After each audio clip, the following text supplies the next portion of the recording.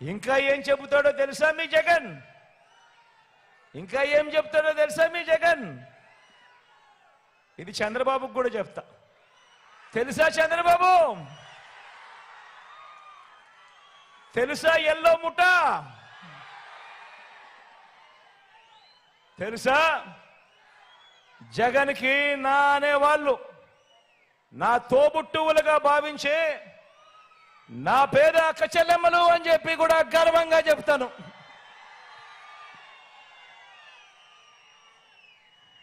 నన్ను మనసారా ఆశీర్వదించే నా పేద అవ్వ తాతలు అని కూడా చెబుతాను. ఇదొకటే కాదు, మీ జగన్ ఇంకా ఏం చెబుతాడో తెలుసా? నన్ను జగన్ మామా అని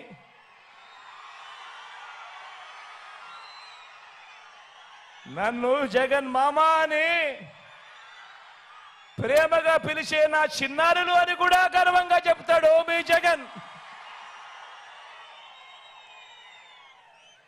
వీళ్ళంతా నా వాళ్ళు, వీళ్ళంతా నా బంధువులు. వీరి భవిష్యత్ మార్చడం కోసమే ఈ 58 నెలలుగా నా ప్రతి అడుగులోనూ కూడా తాపత్రయంతో అడుగులు వేశాము అని చెప్పి కూడా గర్వంగా కూడా ఈ సందర్భంగా చెబుతున్నా. మరి ఇదే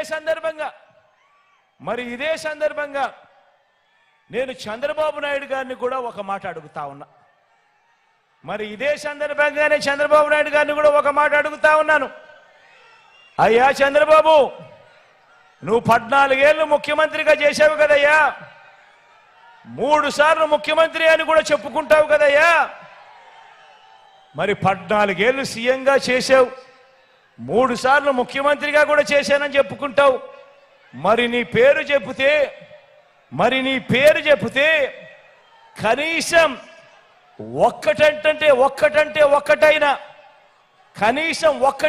ఒక్కటైనా నువ్వు చేసిన మంచి గాని నువ్వు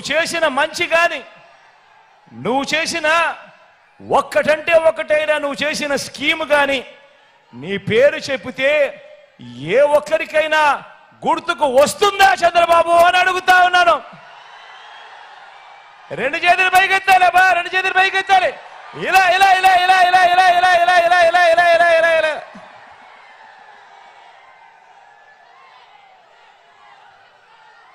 రానే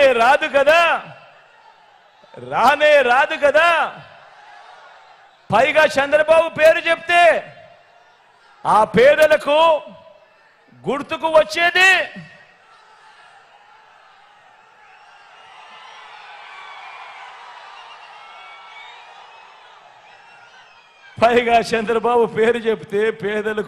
వచ్చేది వెన్నుపోట్లు, మోసాలు, అబద్ధాలు, కుట్రలు, కుతంత్రాలు.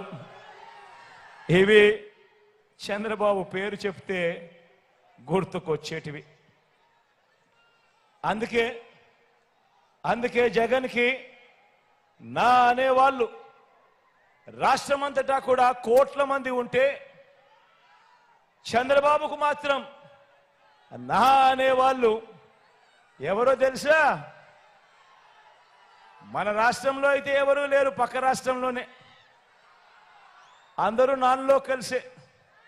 ఆ పక్క రాష్ట్రంలో నా అనేవాళ్ళు ఎవరు అని అంటే ఓ ఈనాడు, ఓ ఆంధ్రజ్యోతి, ఓ TV5, వీరందరికీ తోడు ఓ దత్తపుత్రుడు.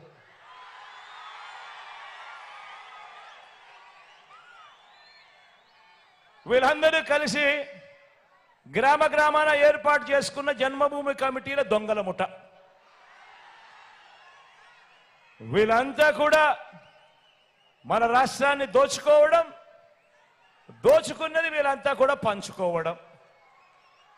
ఇది వీళ్ళకు తెలిసిన రాజకీయం. కాబట్టే చెప్తా ఉన్నా. ఇంతటి అన్యాయమైన రాజకీయాల మధ్య ఈ 58 నెలలుగా మనం ఏం చేశామంటే మనం నిర్మిస్తున్న సమాజం ఎలాంటిది అనంటే